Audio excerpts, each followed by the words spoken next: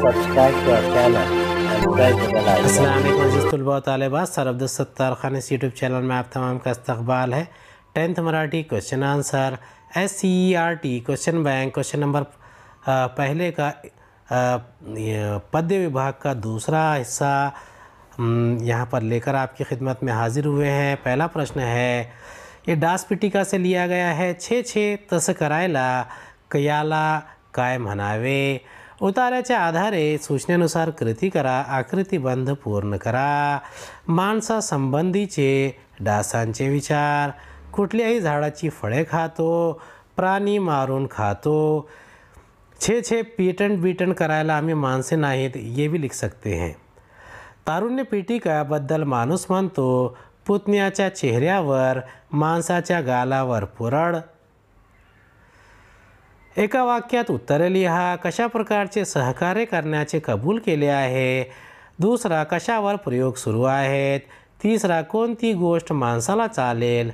तिसरा आहे कारणे लिहा। वनस्पतींनी सहकार्य करण्याचे ठरविले कारण। पुतण्याने काकांना आरशात पाहायला सांगितले कारण। दुसऱ्यांचे पहिल्याचं उत्तर आहे, शक्यतो खबरदारी घेणे व कान टाळून पाय पकडणे कबूल केले। दुसरा, डासचे गुणगुण आवाजवर प्रयोग सुरू आहे। तिसरा, सर्व खबरदारी घेतली व कान टाळून पाय पकडले। वनस्पतीने सहकार्य करण्याचे कबूल केले कारण त्यांच्याकडे मुबलक प्रमाणात ॲनेस्थेशियाची वनस्पती आहे। दुसरा, पुतण्याने काकाला आरशात पाहण्याचे सांगितले कारण त्यांच्या चेहऱ्यावर डास चावल्याने डास पिटिका उमटले होते। योग्य पर्याय शोधा। शरीरात जंतूसाठी घ्यायचे आहे, याचं उत्तर आहे अँटीबायोटिक्स। डास चावल्यावर चेहऱ्यावर उमटतात, याचं उत्तर आहे डास पिटिका। पाचवा प्रश्न, एका शब्दात उत्तरे लिहा। वनस्पतीपासून मिळते रसायन, जंतूसाठी द्यावयाचे आहे अँटीबायोटिक्स।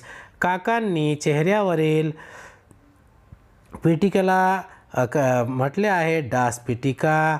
शक्यतोवर डासांनी काय करायचे आहे, काय पकडायचे आहे, याचं उत्तर आहे पाय। गद्य क्रमांक 12 आहे, मोर या पाठाचा आहे, पान क्रमांक 33वर। परिच्छेद आहे, या सूचनेचा उद्देश असे ठरविण्यात आले। पहिला आहे प्रश्न, आकृतिबंध पूर्ण करा। राष्ट्रीय पक्षी निवडताना लावलेल्या बाह्य कसोट्या। पहिला आहे ऐतिहासिक प्रणाली। दुसरा आहे काव्याची पार्श्वभूमी। तिसरा आहे लोकांची आवड। राज्यपदासाठी सरकारकडे पाठवण्यात आलेली पक्ष्यांची नावे। पहिला पक्षी आहे मोर, दुसरा आहे गरुड, तिसरा आहे हंस, चौथा आहे महासारंग। राष्ट्रीय पक्षी हा मानाचा किताब मिळविण्यासाठी मोराकडे असलेली पक्षी वैशिष्ट्ये। पहिला आहे रंग, दुसरा आहे शरीर सौष्ठव, तिसरा आहे कलात्मकता, चौथा आहे कंठस्वर। प्रश्न दुसरा, चौकटी पूर्ण करा। आपली राष्ट्रीय संपत्ती वन्य पशु पक्षी। आपला राष्ट्रीय पक्षी मोर। तिसरा प्रश्न आहे, मोर उत्तर येईल असा प्रश्न तयार करा। चौथा आहे, एका वाक्यात उत्तरे लिहा। पहिला आहे, राज्यपदासाठी कोणत्या पक्ष्यांची नावे सरकारकडे पाठविण्यात आली। दुसरा, कोणत्या पक्षी वैशिष्ट्यांचा विचार राष्ट्रीय पक्षी निवडताना करण्यात आला। पाचवा प्रश्न आहे, स्वमत वन्य पशुपक्षी ही आपली राष्ट्रीय संपत्ती आहे, या विषयाबद्दल तुमचे मत लिहा। तिसरा आहे, कोणत्या पक्षाला राष्ट्रीय पक्षी होण्याचा मान मिळाला, याचं उत्तर येईल मोर।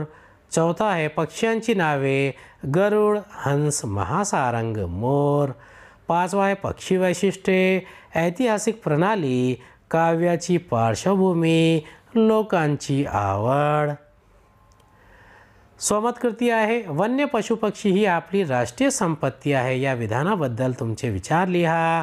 याचे उत्तर आहे, आपल्या देशाची भूमी व निसर्ग ही आपली अनमोल ठेव आहे। देशातील सारी घनदाट जंगले आपण वृक्षतोड न करता राखायला हवी। जंगलामुळे आपले पावसाचे मान संतुलित राहते. जंगलात असलेले सर्व पशुपक्षी आपली राष्ट्रीय संपत्ती आहे, कारण या वन्य पशुपक्ष्यामुळे पर्यावरणाचा समतोल राहतो. जंगलात राहण्याचा त्यांचा हक्क अबाधित आहे. त्यामुळे अभयारण्ये राखून त्यांची आपण जोपासना करतो. राष्ट्राकडे वन्य पशुपक्षी असणे ही देशाला अभिमानास्पद गोष्ट आहे. वन्य पशुपक्षी ही भारताची राष्ट्रीय संपत्ती आहे. परिच्छेद कांगो आणि आफ्रिकेतील डॅश संरक्षण करावे लागते. पहिला प्रश्न आहे, आकृतिबंध पूर्ण करा. पिलांच्या बाबतीत लांडोरांचे कर्तव्य, अगले स्लाइड में इसका उत्तर देखेंगे. दूसरा प्रश्न है, मोर अंड्याची संख्या 4 ते 10 अंडी. अंड्याचा आकार कोंबडीची अंडीच्या दुप्पट आकार. पिलांच्या बाबतीतले लांडोरचे कर्तव्य, पहिला आहे, अंड्यातून पिल्लू बाहेर आले की लांडोर त्यांना दोन दिवस अंगाखाली ठेवते. दुसरा, आपल्या पिल्लांना गवताळ अथवा झुडपांच्या जागी लपून बसतो. तिसरा, तिथे ती पिल्लांना ओढता येईपर्यंत राहते. चौथा, शत्रूपासून पिल्लांना त्रास होऊ नये म्हणून सावध असते.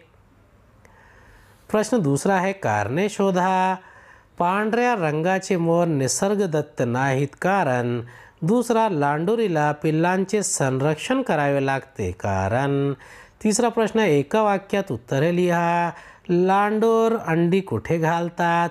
दुसरा, अंड्यातून पिल्लू बाहेर आल्यावर लांडोर किती दिवस आपल्या अंगाखाली ठेवते. चौथा प्रश्न आहे, स्वमत. राष्ट्रीय पक्षी मानाचा किताब देण्यास मोर योग्य पक्षी आहे, याबाबत तुमचे मत स्पष्ट करा.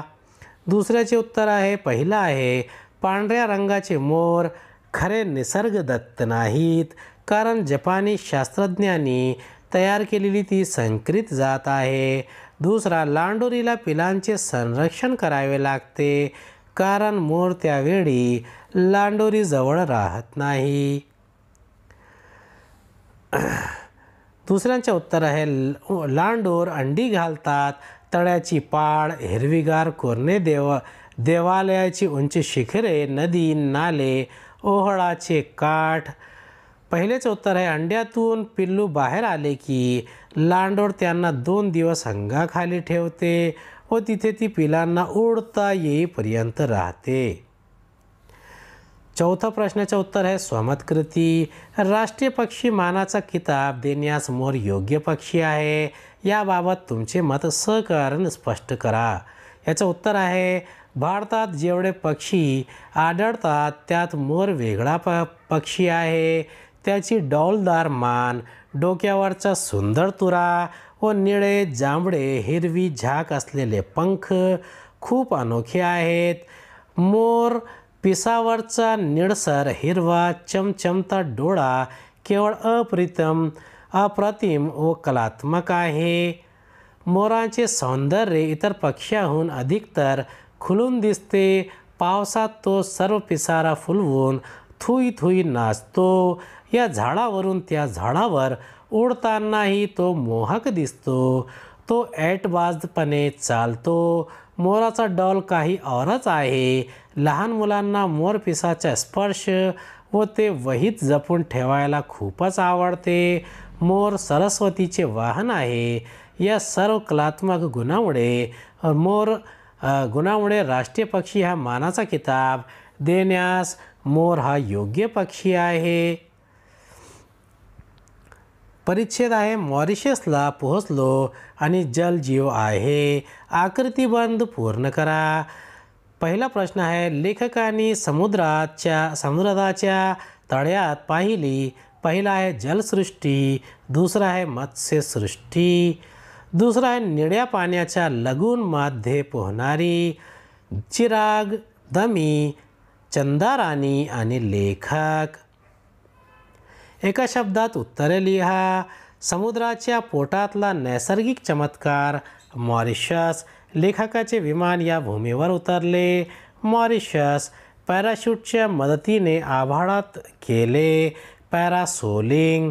आभाळाच्या घुमटाखाली चालला होता. पक्ष्यांची काकड आरती. मॉरिशस बेटावरचे लहानसे आणखी बेट इलो सर्फ. गद्य क्रमांक 13 आहे. मॉरिशस सागर दर्यातले साखर बेट. पान क्रमांक 38.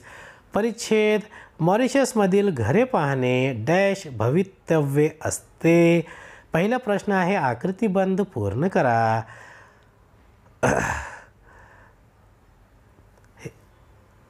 मॉरिशसच्या घरावर ह्या पाट्या लेखकांनी बघितले नाही. पहिला आहे हे घर विक्रीस आहे. दुसरा हे घर भाड्याने देणे आहे. मॉरिशसमधल्या भिंती व छपरांचा रंग. भिंतीचा रंग पांढरा, छपरांचा रंग हिरवा, निळा, लाल. प्रश्न दुसरा आहे एका शब्दात उत्तर लिहा. मॉरिशसच्या घराचा आकृतिबंध होडीसारखा. घरापुढे सुंदर फुलझाडांचे असते. परसू. लेखकाला कुठलेही बंद घर या अवस्थेत दिसले नाही. भाड्याने देणे. मॉरिशसच्या बहुतेक घरांच्या भिंतींना असलेला रंग पांढरा. प्रश्न तिसरा आहे मॉरिशसमधील घरांची वैशिष्ट्ये. चौथा प्रश्न आहे स्वमत. या पाठातील तुम्हाला आवडलेल्या एका गोष्टीचे वर्णन करा. तिसऱ्याचे उत्तर आहे मॉरिशसमधील घरांची वैशिष्ट्ये. पहिला आहे घरांच्या भिंतीला पांढरा रंग. दुसरा घरांना हिरवी निळी लाल छपरे. तिसरा घरापुढे सुंदर फुलझाडांचे परसू. चौथा परसूमध्ये छोटे तळे, लाल निळी कमळे. कृती चौथा स्वमत कृती आहे. उतार्यातील तुम्हाला आवडलेल्या एका गोष्टीचे वर्णन करा. याचे उत्तर आहे भारताच्या वेगवेगळ्या प्रांतामधून भारतीय वंशाचे काही लोक कुलीघाटला उतरले आणि पुन्हा मायदेशी परतले नाहीत. ते तिथेच स्थायिक झाले, परंतु ते भारतीय संस्कृती विसरले नाहीत. भारतीय लोकांनी हजारो मैल दूर मॉरिशसला स्थलांतर केले तरी आपल्या मातीची व ओठातली भाषा सोडली नाही.